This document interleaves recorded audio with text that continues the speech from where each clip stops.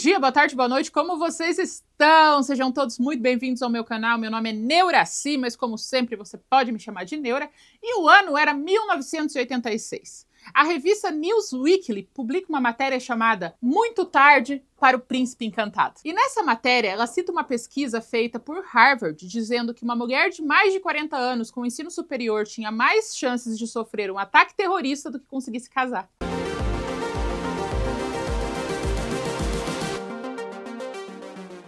Hoje nós vamos falar do Clube das Desquitadas. Sim, pediram bastante, hoje é o dia. O filme ele é de 1996 e ele conta a história de 4 mulheres lidando com os seus divórcios e com o fato dos maridos terem trocado elas por alguém muito mais jovem. Esse filme ele é um milagre de acontecer, porque pensa comigo, quantos filmes vocês lembram na história do cinema que tem 4 mulheres protagonistas, essas mulheres têm mais de 40 anos, são vividas por atrizes de mais de 40 anos, falando sobre problemas específicos de pessoas de mais de 40 anos. Vocês lembram? Não lembram, né? Então, esse filme foi um milagre. Milagre, ninguém queria fazer, os produtores estavam tipo, não, ninguém quer ouvir essa história. Ainda bem que uma das produtoras era mulher e ela identificou, falou, não, isso daqui vai dar muito bom, isso daqui vai dar sucesso, e ela meio que empurrou pra tudo acontecer. Mas pra você ter uma ideia, os produtores homens, eles falaram para as atrizes principais pra elas não ficarem empolgadas, porque provavelmente o filme não ia fazer sucesso. Esse tipo de tema não faz sucesso. Só que as 4 protagonistas, todas elas têm filmes que fizeram muito dinheiro no cinema. Mas os produtores acham que todos esses sucessos são sorte de principiante, sabe? Um negócio esporádico. Tanto que esse filme fez muito dinheiro. As 4 atrizes queriam fazer uma continuação, mas os produtores não permitiram, porque eles falaram que ia ser um desperdício de dinheiro. Eu acho que teve muito de ressentimento pessoal desses homens, porque elas vão estar falando do povo deles, né? Homens brancos com mais de 40 anos com dinheiro. Então eu acho que eles ficaram pessoalmente queimados. Outra coisa interessante é que esse filme é uma comédia, mas ele é uma comédia melancólica. Você vai rir, você vai sentir a dor delas. Primeiro que elas são atrizes fantásticas. Eu amo elas. Elas 4 juntas são maravilhosas. E segundo, que é uma bosta o que aconteceu com elas, sabe? É triste. Fazer um filme de mulheres de mais de 40 anos, vivendo problemas de mais de 40 anos, vivido por mulheres de 40 anos, que não é uma piada com a relação que a mulher tem com o envelhecer, muito difícil de acontecer. E você deveria assistir esse filme só pelo evento canônico que foi conseguir fazer esse filme se tornar realidade. Mas ele começa em 1969, com as nossas 4 protagonistas se formando na faculdade. Elas estão tomando champanhe, tirando fotos, e uma das 4 amigas, chamada Cíntia, ela chega com um presente para cada uma delas. Ela comprou 4 colares de pérolas para elas lembrarem do dia da graduação delas, e é meio que um símbolo para elas nunca esquecerem uma das amizades das outras. Corta para 1996. A mesma Cíntia que deu o colar de pérolas, ela tá sentada no chão, olhando para a foto, olhando para o colar de pérolas e bebendo. Ela passa por um jornal e esse jornal mostra que o ex-marido dela casou com uma mulher muito mais nova. E como ele é rico, ele aparece em todos os jornais e ela é celebrada, essa nova esposa, pela juventude dela. E a Cíntia foi esquecida. Ela bebe mais um pouco, escreve 3 cartas, pede para a funcionária dela colocar as cartas no correio e dá o colar de pérolas de presente para essa funcionária. A funcionária sai, ela vai para fora da casa dela, né, no terraço, olha para uma mulher muito mais jovem dando um tchau bem feliz para ela, ela dá o tchau feliz de volta e pula do prédio. O filme já começa assim, como eu falei, ele é melancólico. É uma risada de sofrimento, quase. Agora nós vamos saber o que aconteceu com as outras amigas. Primeiro nós temos a Anne. A Anne, ela tá separada, só que ela tá em completa negação. Completa negação. Ela acha que ela vai voltar com o marido. Ela acha que tá casada acima de tudo é a coisa mais importante. Que no final os dois se amam. Que no final eles vão ficar bem. E ela continua dando assistência matrimonial pro marido, mesmo com eles separados. Então ela vai conversar com ele de noite. Ela ajuda com as coisas de trabalho. E ela vai participar de uma dinâmica familiar muito legal. Por quê? Porque ela é baby boomer. Os baby boomers, eles além de viverem um progresso econômico muito grande nos Estados Unidos, eles também tiveram vários avanços no direito da mulher. Foi na década de 70 que as mulheres puderam ter conta no banco sozinhas. Foi no final da década de 60 que o divórcio, por motivos variados aconteceu, porque até 1969, nos Estados Unidos, a mulher só poderia pedir o divórcio em caso de adultério ou espancamento ou qualquer coisa assim. Ela não podia falar, não quero mais estar com ele. Isso não era motivo para divórcio. 1969. 1974, elas puderam ter conta em banco. Recente, né? Então, elas viveram muito disso, só que não se desapegaram dos seus costumes tradicionais de ser esposa, de ser mãe, de ser casada. Isso ainda era muito valorizado. Mas agora era mais uma opção opção do que uma obrigação. A mãe da Anne, ela veio da geração silenciosa. A mãe dela foi criada para ser uma esposa e uma dona de casa, e é basicamente esse o propósito dela. A filha da Anne, ela é geração X. Então ela é muito mais cínica. Ela é cínica com o casamento, ela é cínica com o avanço mundial, ela é muito mais desesperançosa em relação a coisas tradicionais. É muito legal ver a conversa das três, como é que funciona, porque a Anne chega em casa e a filha pergunta: onde é que você tava? Ela: eu fui sair dela. Você tava saindo com meu pai, né? Aquele cafajeste daquele crápula daquele homem. Você tem que parar de ser capacho daquele homem. A filha fala, né? A avó tá lá e fala: não, que bom que você passou a noite com ele. Logo vocês vão voltar. E ela: sim, mas logo a gente vai voltar. E ela olha pra filha e fala: filha, você deve estar assim por causa de algum garoto, né? Ela olha pra mãe e fala: eu sou lésbica. E essa é uma das melhores maneiras que eu já vi num filme de uma pessoa sair do armário. Porque eles levam isso como uma coisa normal e comum. Porque é. Mas só que isso não é comum nos filmes. Então ela fala: mãe, eu sou lésbica. Ela: lésbica? Dela: sim. Só não conta pro pai que eu tô esperando o Natal pra contar pra ele na frente de todo mundo. Ela: lésbica? Dela: é. Enfim, essa foi a única discussão. Ela não teve que se explicar, ela só comunicou à mãe: mãe, sou lésbica. E a mãe ficou um tempo ponderando, mas depois ela já aceitou de boa também.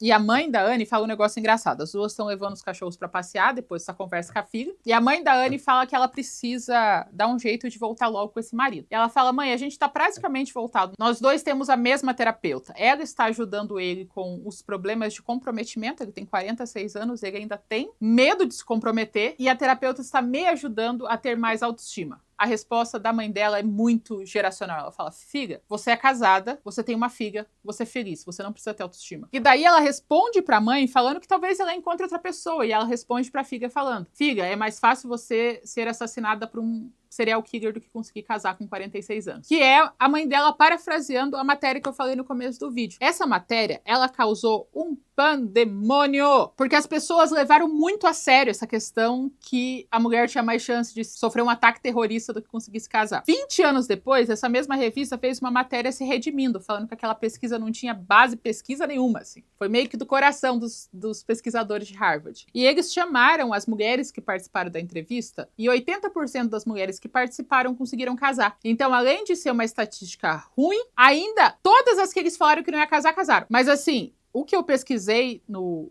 depois dessa matéria foi que primeiro Hollywood pegou essa ideia para eles. Então, não foi a matéria que criou, mas ela popularizou. Então, a ideia de eu estou completando 40 anos e minha vida vai acabar foi também por causa dessa bendita matéria da Newsweek. Daqui a pouco você vai estar sem óvulos, sem marido e vai morrer sozinho e triste? Associação da matéria da Newsweekly. Esse artigo, ele é citado no Sex and the City, se eu não me engano. Ele, no filme Sleepless, em Seattle, também fala. Ele foi adotado pela mídia no geral para ser um parâmetro de desmerecimento feminino. E, infelizmente, é uma coisa que a gente escuta até agora, só que pior, né? Porque é mais de 30 agora. Ah, se a mulher tem mais de 30 e não tá casada, é porque tem uma coisa de errado com ela. Ela fica querendo festar, e daí quando ela tiver velha e querer um marido para cuidar dela, ninguém vai querer ela, porque ela vai estar velha, usada, despencada, Vocês conhecem essa conversa, né? Então, essa conversa perdura até agora, só muda um pouquinho a cara de quem faz o discurso. Mas ela ainda existe. E todas essas mulheres vão estar sofrendo essa pressão, sabe? Tipo, nossa, cara, a gente não pode se divorciar. Olha a nossa idade. O que a gente vai fazer? Tem que fazer da vida. Tem que esperar a morte. O que a gente vai fazer com 46 anos? Se divorciar? Agora nós vamos para a próxima amiga, a Elise. Elise é uma atriz vivida pela Goldie Hawn. Todo mundo sabe, eu amo ela. Inclusive, meu corte de cabelo é baseado nesse corte que ela tá usando nesse filme. Eu levo a foto dela quando eu vou no salão para cortar. Não tá igual o dela, por quê? Porque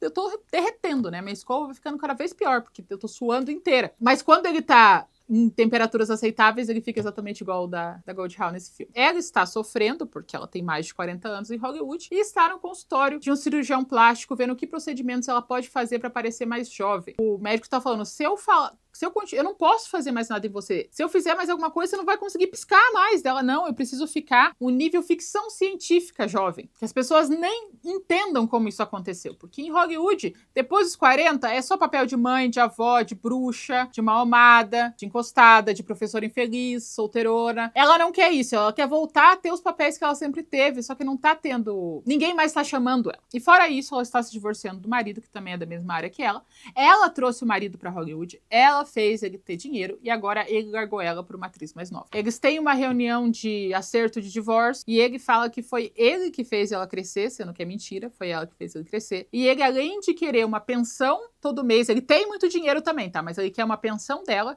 e ele quer que todos os bens que os dois conseguiram juntos sejam vendidos e divididos no meio, pra ela também não ter estrutura nenhuma, né? Sem casa, sem nada. E ela tá emputecida, ela fala: eu te fiz tudo isso, eu te dei o dinheiro, eu te dei de presente todas essas coisas e agora você quer que eu ainda te pague pensão? Não tem condições. Isso é um absurdo. Ela sai bravíssima no meio da rua. E a gente tem a nossa quarta amiga, a Brenda. A Brenda tem um filhinho. Ela tá divorciada porque o marido dela largou ela por uma mulher mais de 20 anos mais jovem que ela. Fora que o marido tá milionário agora. Porque os dois juntos construíram uma rede de departamentos, sabe? Aquelas lojas que vendem eletrônicos, eletrodomésticos. Daí, quando ele fez muito dinheiro, ele começou a pintar o cabelo, colocou um brinco e arranjou uma mulher mais nova. E agora ela tá sozinha e sem dinheiro, se ferrando pra pagar as coisas pro filho, porque o marido não dá dinheiro direito pra ela. Então, além de divorciada, ela tá falida, porque o marido pegou todo o dinheiro dela. Inclusive, tem uma cena que ela tem um melhor amigo e os dois estão entrando numa loja pra ela ver um vestido novo e esse melhor amigo fala, compra esse, vai ficar lindo pra você. Ela fala, eu não tenho dinheiro pra pagar. Ela olha pro lado, o ex-marido dela tá segurando uma bolsa e a nova namorada dele tá vindo com 15 vestidos falando, amor, eu vou querer todos. Ele realmente tá deixando a ex-mulher se foder na pobreza, sendo que ele tá muito rico. No final do filme a gente descobre que as empresas dele têm um valor de 45 milhões de dólares e ela não consegue ter dinheiro pra comprar um vestido. As três veem meio que ao mesmo tempo a notícia de que a Cynthia faleceu e as três vão no velório e se encontram lá depois de 20 anos, eu acho. 96, 69, 86. Enfim, elas se encontram depois de muito tempo lá. E eu vi uma notícia engraçada que a gente vê como a perspectiva sobre procedimentos estéticos mudou. Os lábios que a Goldie Hawn tá nesse começo de filme, eles falaram que eles tiveram que injetar uma solução salina na boca dela pra ela poder ter o bocão assim. E foi tão doloroso, foi tão exagerado que ela teve até medo de fazer preenchimento na boca no futuro. Só que daí você vê a boca dela e não é nada perto do que a gente faz agora. Nossa, isso é de boa! A parte de dentro nem virou pra fora ainda. Depoíssima. Eles estão, tipo, zoando ela com esse futuro. É diferenciado, hein? Todas elas se encontram no velório. E o ex-marido da falecida Cynthia também vai. Ele vai com a esposa nova. E enquanto tá tendo a eulogia, ele está palpando os peitos da nova esposa. Ai, quanto tem a Cafajeste, né? As três se encontram no final do velório e decidem almoçar juntas pra botar a conversa em dia e tal. E elas estão se perguntando por que a Cynthia decidiu fazer isso, né? E a Elise fala assim que deve ser porque ela dedicou todos os anos da vida dela pra fazer o marido crescer, e daí quando o marido tinha tudo, eles podiam viver juntos, ele largou dela por uma mais nova.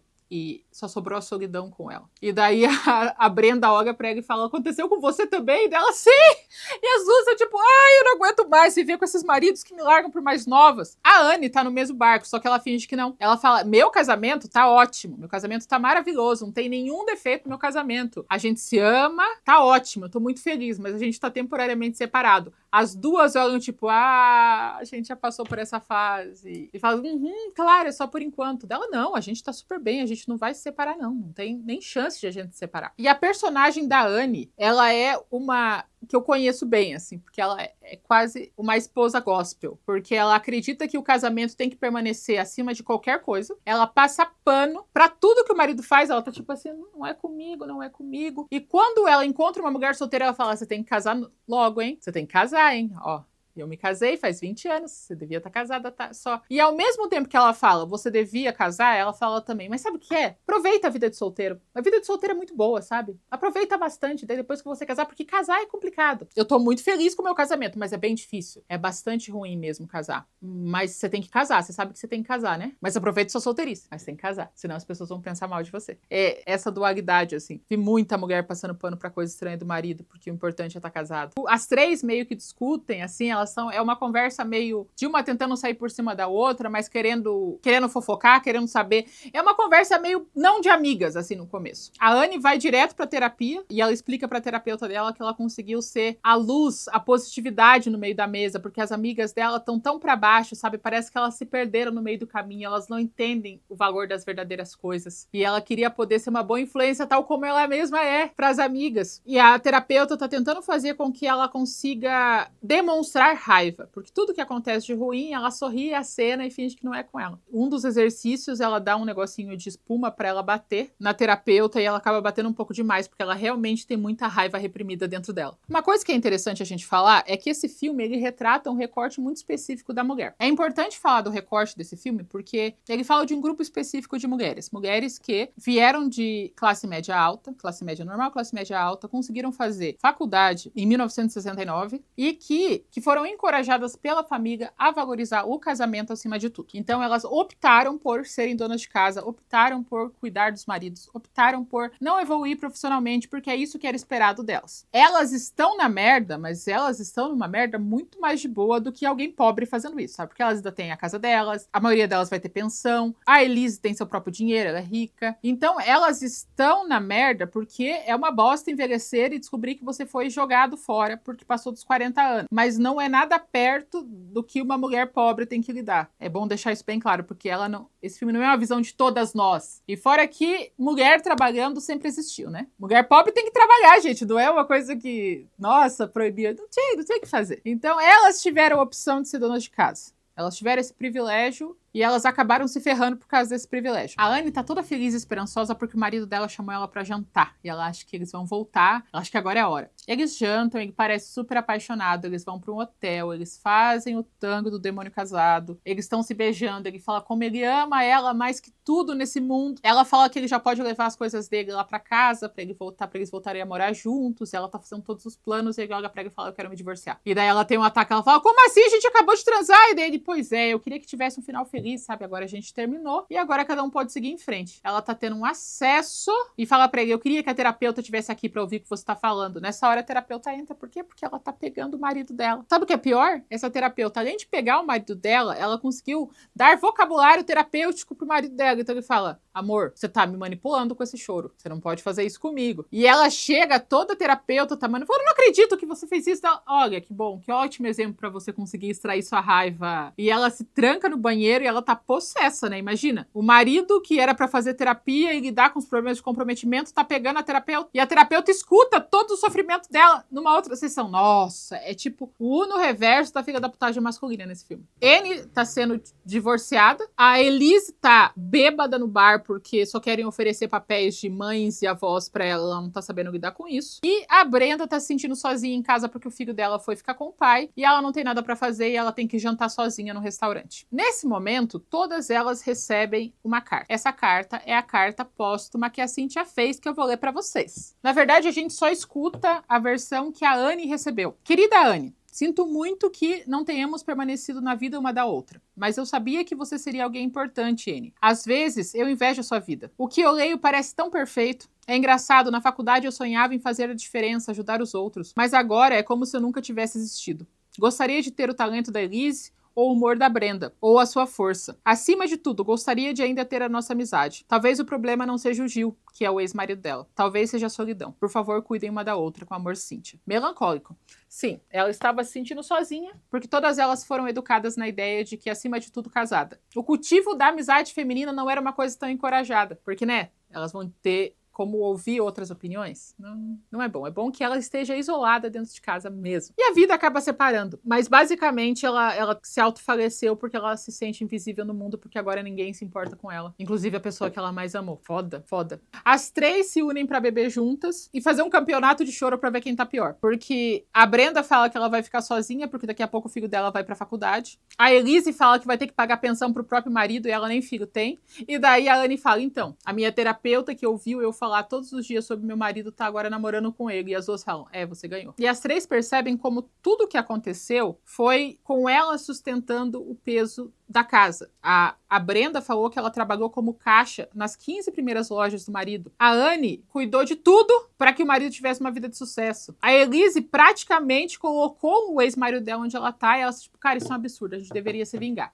E daí, nesse momento, as três fundam o Clube das Desquitadas, o Clube das Primeiras Esposas, e elas fazem um pacto. Elas colocam suas alianças de casamento no champanhe e tocam uma música de como se elas fossem viver altas aventuras. Como se elas fossem as três, subir num barco e caçar um tesouro. Estranha aquela trilha sonora. Faz o menor sentido. O primeiro passo é encontrar os podres de cada um dos maridos. E elas decidem começar pelo marido da Anne. Como que elas vão fazer isso? Usando a filha dela. Onde elas vão encontrar a filha delas? Numa balada lésbica. E é muito legal, porque, tipo, as três estão indo, elas nunca foram. E daí a Brenda pergunta, mas por que a gente tá aqui ao invés de falar com ela depois que ela sair dela? Fala, porque a gente precisa encorajar ela com o estilo de vida dela.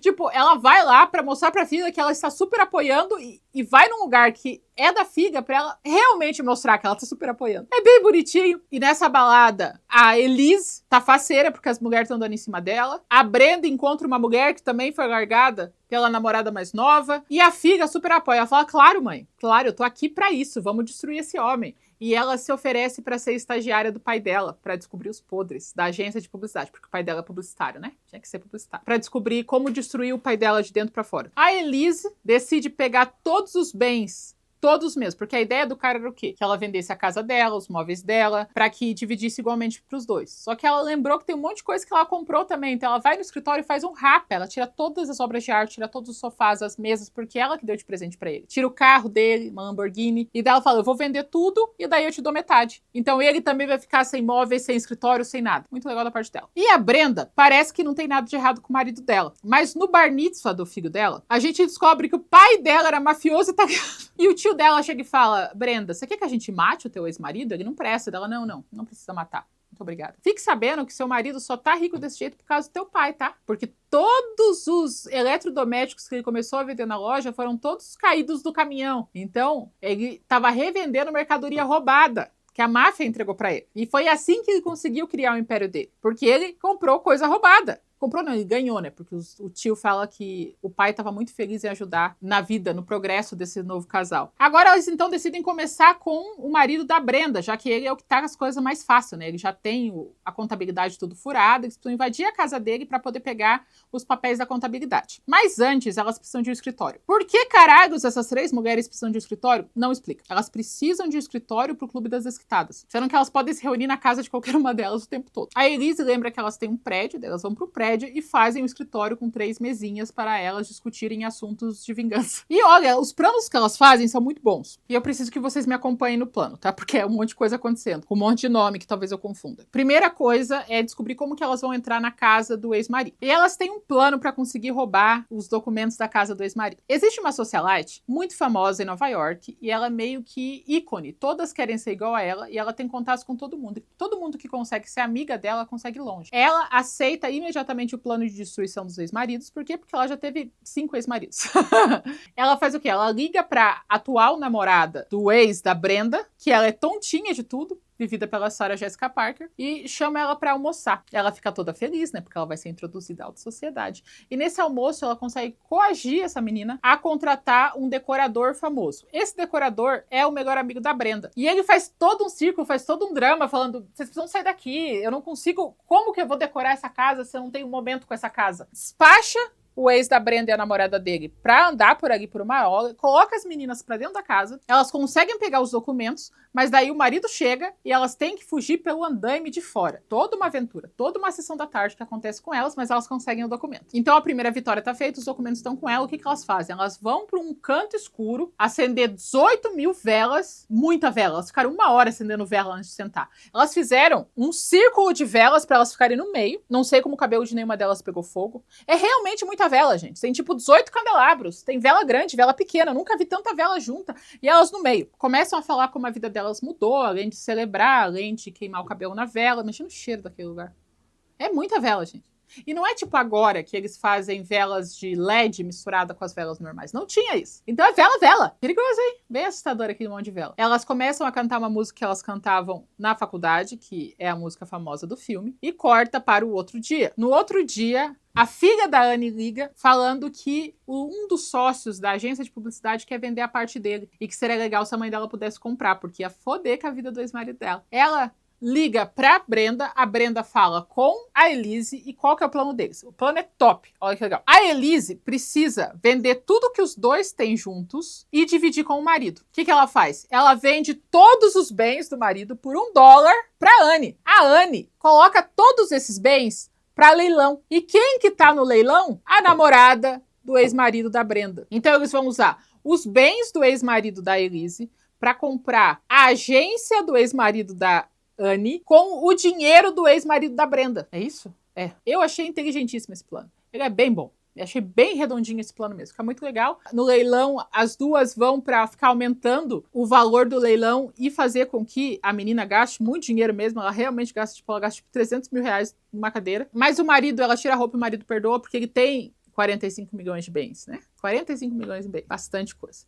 E as três estão se sentindo muito vitoriosas até o momento que o filho da Brenda chega em casa e conta que o marido dela vai se casar com a novinha. Isso deixa ela muito mal de novo. As três se encontram para fazer a próxima parte do plano, só que o ex-marido da Elise não tem nenhuma falha que leva ele pra cadeia, que destrua a vida dele. Ela tá ficando cada vez mais brava e pelo filme inteiro a gente vai ver a Elise bebendo muito. Ela fica muito bêbada e ela começa a se sentir superior que as amigas. Ela fala, eu nunca devia ter pedido para duas civis, duas donas de casa fazerem o trabalho. Vocês estão fazendo um trabalho mal feito. E a Brenda fica muito queimada porque ela acha que a vida da Elise é fácil. Porque ela tem dinheiro e a Brenda ficou sem dinheiro por causa do marido. E as duas começam a se xingar. A Brenda fala que ela é uma alcoólatra e começa a jogar as garrafas de bebida dela. As duas começam a se xingar feio, começam a brigar e começam a acusar uma outra. E daí a Anne tá no meio do caminho. As duas mandam a Anne decidir com que amiga ela vai ficar. E daí ela fala, não, eu sou amiga de vocês duas. Daí as duas chamam ela de covarde. Ela tem que parar de fazer esse monte de covardia. No final, as três acabam separadas, brigadas por uma música inteira. Toca uma música inteira com elas vivendo suas vidas separadas. A Elise percebe que ela realmente tá bebendo muito e ela tá ficando na cabeça com a frase que a Brenda falou pra ela, que se pergunta quanto que a Cynthia bebeu pra poder ter coragem de fazer o que ela fez. E daí ela joga fora a bebida e vai conversar com a Brenda falando que ela não quer acabar que nem a Cynthia. E as duas se desculpam, as duas fazem as pazes e vão no escritório do Clube das Desquitadas pra conversar com a Anne. A Anne tá fechando tudo, não quer mais participar. E daí as duas falam, não, a gente já fez as pazes. E a gente percebeu por que a gente tá brigando tanto. Nós três estamos atrás de vingança, de ressentimento, de ódio. É óbvio que três pessoas com tanto ódio no coração iam acabar se odiando entre si. Então a gente tem um plano maior e melhor. E sabendo do plano, a Anne topa e agora é a cartada final. O que elas fazem? Primeiro, a Anne compra a agência de publicidade. O ex-marido chega, ela tá assinando um contrato explicando pra ele que agora a agência é dela. E que ela fechou uma conta de 45 milhões de dólares, que é a conta da empresa do ex-marido da Brenda. A Brenda pediu pro tio dela sequestrar o ex-marido dela. Os mafiosos, então, pediu pra sequestrar ele. E amordaçar ele e colocar ele num canto escuro. E contar todos os podres dele. Ó, você não tá fazendo nada certo, você não tá nem pagando imposto, você comprou coisa tudo roubada da máfia, e se você não me der todo o seu dinheiro e todo o poder, tipo, ela quer ser presidente da empresa, ela quer cuidar do marketing, ela quer cuidar de toda a divulgação, ela quer cuidar do administrativo e dá só uma pensão pra ele. Porque ele tem duas opções, dar o dinheiro pra ela ou deixar o dinheiro ser confiscado pela Receita Federal. Ele não tem como sair bem disso. E ele aceita porque ele não tem opção, né? Daí ela fala, eu vou te dar uma pensão que eu acho que vai ser justa pra você se adequar ao seu novo estilo de vida e você vai continuar do jeito que você tá, só que agora é eu que mando em tudo. E por último, a Elise vai conversar com a atual namorada do ex dela. Porque ela já conhece essa atual, porque foi oferecido para ela o papel de mãe dessa atriz novinha. Então ela ia ser mãe da atual namorada do ex dela. E as duas começam a conversar e ela descobre que a menina não tem 21 anos, ela tem 16. E ela vai contar isso pro marido. E ele não sabia. Ela fala, olha que legal, alguém vai ser preso. E daí ele fala, tá, o que eu posso fazer? Daí ela fala, esteja nesse lugar daqui 2 horas. Elas fizeram um cartão de visita do Clube das Desquitadas. Por quê? Elas só vão usar pra isso. Elas fizeram cartões de visita pra entregar pros 3 ex-maridos. Só. Não é aberto ao público o Clube das Desquitadas. Os 3 maridos aparecem, elas explicam falando que isso não é mais uma questão de vingança, até porque se elas se vingassem deles, elas estariam pagando com a mesma moeda e elas não seriam melhor que os lixos dos maridos dela. Então, elas vão usar o dinheiro deles para fazer alguma coisa melhor. O que elas decidem fazer? Elas decidem pegar aquele prédio antigo que a Elise tem e criar um centro de apoio a mulheres em crise, para que se a mulher tiver algum problema com o marido, ela tenha para onde ir e não aconteça o que aconteceu com a Cynthia. Inclusive, o nome do centro é em homenagem à Cynthia. E se os maridos não pagarem, elas têm como fazer pagar, né? Porque todas elas têm o pintinho deles amarrado numa coleira, assim. E elas constroem o centro, tem a inauguração. Agora, a Anne tá faceira sendo publicitária na agência dela, porque ela é competente e inteligente. A Elise, ela agora foi pro teatro, porque antes ela não fazia, porque o ex-marido dela achava que era perda de tempo, mas agora ela tá no teatro, ela tá muito feliz no teatro. E a Brenda volta com o ex-marido. Não gostei dessa parte, não tinha que voltar com aquele idiota. Ele percebe no final do filme que a novinha, na verdade, ela não é material pra ser esposa. E os dois voltam. E o filme acaba com elas, depois da festa, falando que, enfim, elas conseguiram fazer alguma coisa juntas, as 3. E é uma coisa que vai ajudar muitas outras mulheres, não vai ser só uma história de vingança.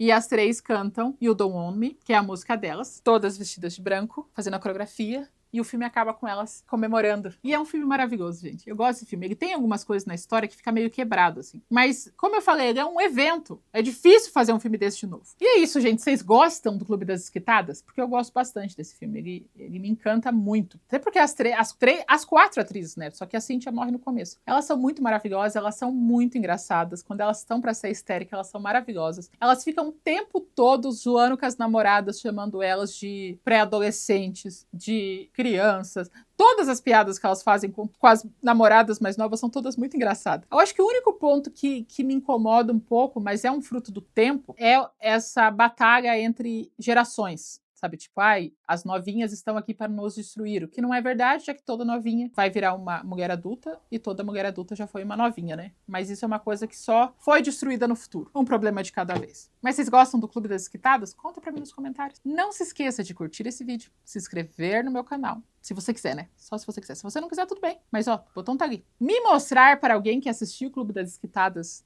na tela quente com você. E dá uma olhada na minha descrição, que tem um grupo no Telegram, tem o formulário de indicação de filmes e tem o link para nossa lojinha maravilhosa. E, além de tudo isso, se você quiser ser membro do canal, você pode ser membro do canal. E a gente se vê na próxima semana ou a qualquer momento.